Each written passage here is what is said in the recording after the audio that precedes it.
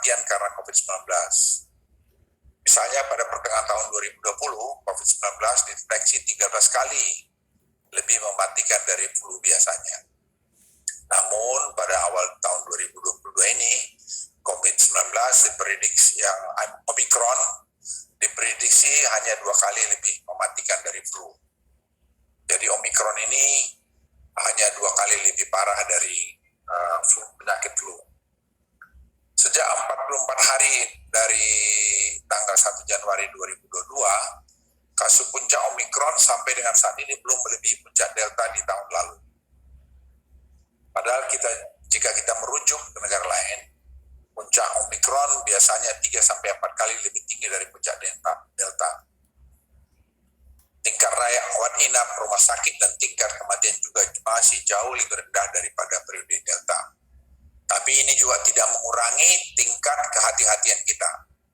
Namun data ini perlu dipahami oleh kita semua untuk tidak memperlakukan Omicron ini sama seperti periode Delta yang lalu. Pola yang sama juga terlihat di Jawa Bali. Penambahan kasus di Jawa Bali terlihat melambat, namun terjadi peningkatan kontribusi di luar Jawa Bali. Dalam 7 hari terakhir, Provinsi Banten, Jawa Barat, dan Bali menjadi 3 provinsi yang tren kasusnya lebih tinggi dari puncak Delta. Namun, belum seperti yang kita diprediksi banyak orang 3 atau 4 kali lebih tinggi dari Delta. Berita positifnya, tren kasus di DKI Jakarta menunjukkan tanda-tanda mulai melewati puncaknya. Baik kasus harian, kasus aktif, maupun rawat inap mulai menunjukkan penurunan. Namun peningkatan mulai terjadi di DIY, Jawa Timur, dan Jawa Barat. Tetapi itu pun masih di bawah puncak Delta. Tidak hanya kasus, jumlah rawat inap rumah sakit di Provinsi Jawa Bali sebagian besar masih jauh lebih rendah dibandingkan dengan Delta. Tapi Bapak Ibu sekalian, teman-teman setanah air, jangan juga berpikir bahwa pemerintah menganggap enteng. Tidak, saya hanya bicarakan data yang ada. Yang jangan membuat kita jadi ketakutan berlebihan.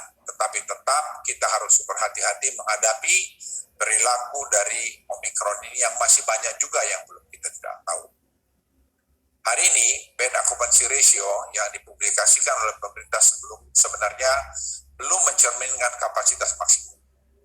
Jika pemerintah menggunakan kapasitas maksimum tempat tidur seperti yang terjadi pada puncak Delta yang lalu, maka bor yang Anda lihat akan jauh lebih rendah. Misalnya, tempat tidur disiapkan di Jawa Bali hari ini hanya sekitar 55.000, di mana terisi 21.000 tempat tidur, sehingga terlihat bor saat ini di angka 39%. Bila menggunakan kapasitas maksimal di angka 87.000 tempat tidur seperti saat Delta, maka bor hari ini di Jawa Bali hanya terisi 25% saja.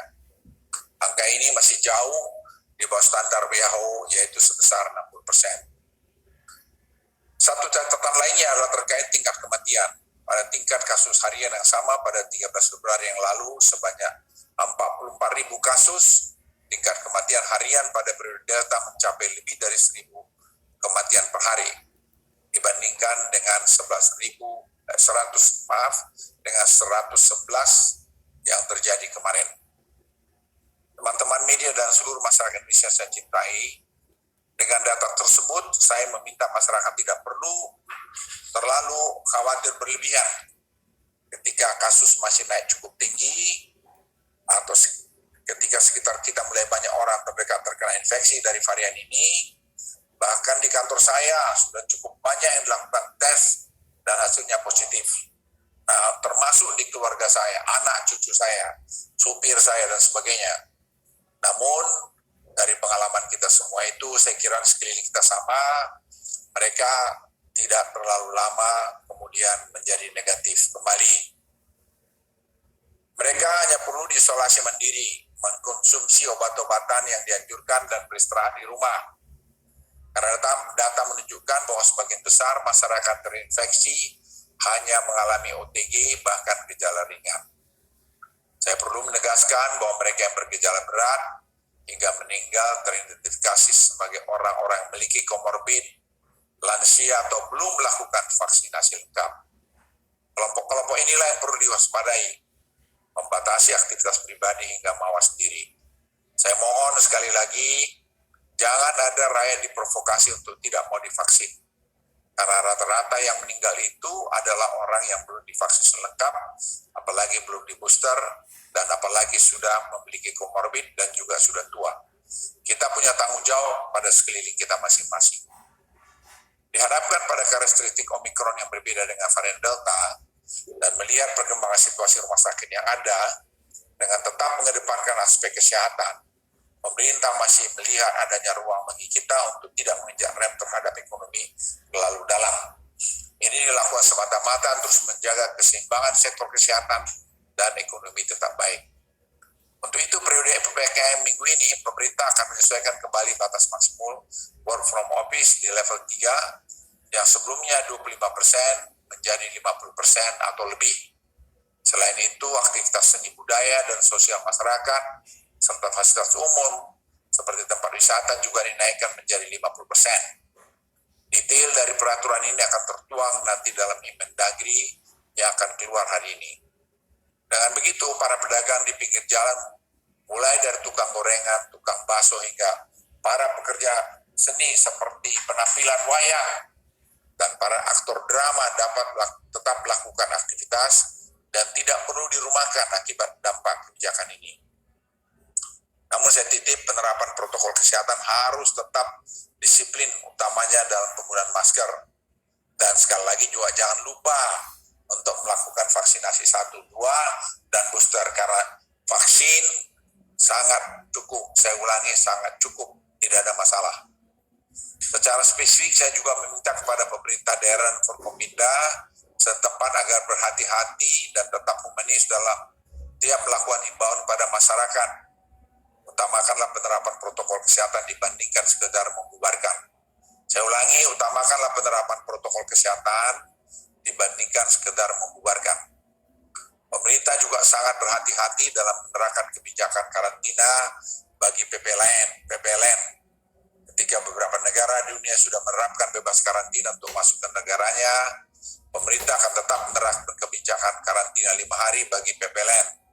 Namun mulai minggu depan, PPLN baik WNA dan WNI yang telah melakukan booster, saya ulangi, yang telah melakukan booster, lama karantina dapat berkurang menjadi 3 hari dengan syarat diantaranya tetap melakukan entry dan exit tes PCR. Exit PCR dilakukan di hari ketiga di pagi hari dan PPLN dapat keluar ketika hasil negatif keluar. PCR tes ini bisa cuma berapa jam. PPLN yang sudah selesai karantina dihimbau tetap melakukan PCR tes mandiri di hari kelima. Saya ulangi, melakukan PCR tes mandiri di hari kelima dan melaporkan kondisi kesehatannya kepada puskesmas atau vaskes terdekat. Kedepan, jika situasi terus membaik, pemerintah berencana 1 Maret atau mungkin lebih awal dari 1 Maret, saya ulangi 1 Maret, hari karantina akan diturunkan menjadi 3 hari untuk seluruh PPLN. Lalu jika situasi terus membaik dan vaksinasi terus meningkat, tidak tertutup kemungkinan pada 1 April atau sebelum 1 April, PPLN tidak akan lagi menerapkan karantina terpusat bagi PLN. Namun sekali lagi, ini bergantung pada situasi pandemi dan supaya kita mengendalikan penyebaran kasus. Nah, kita semua bertanggung jawab di sini untuk membuat negeri kita ini tetap aman buat kita semua. Teman-teman media dan seluruh masyarakat yang Indonesia saya cintai, untuk memberikan kekebalan menghadapi gelombang Omikron, pemerintah terus mengejar target vaksinasi dosis kedua, terutama untuk lansia. Saat ini masih terdapat 15 kabupaten kota di Jawa Bali yang tidak mencapai target 50% umum dan 17 kota kabupaten untuk 40% lansia. Pemerintah akan memperpanjang masa transisi hingga 2 minggu ke depan bagi yang belum mencapai target tersebut. Pemerintah juga akan melakukan penyusunan regulasi pintu keluar masuk internasional di wilayah Jawa Bali kembali. Pemerintah akan membuka keberangkatan kedatangan jemaah umroh melalui Bandar Udara Juanda Surabaya. Selain itu, Bandara Juanda juga akan menerima WNA, WNI dari luar PMI. Bandara Ngurah Rai juga akan dibuka untuk WNA dan WNI non-PMI dengan segala tujuan, tidak hanya wisatawan. Pintu laut di Bali juga dibuka untuk WNA dan WNI yang datang menggunakan kapal pesiar, krus atau layar joh. Teman-teman media yang saya cintai dan seluruh masyarakat Indonesia yang saya banggakan, jika dibandingkan beberapa negara yang sudah melakukan pembatasan, bahkan tidak diwajibkan menggunakan masker, pendekatan kami jauh lebih konservatif. Hal ini dilakukan agar sistem kesehatan kita tetap terjaga, meminimalkan terjadinya kematian.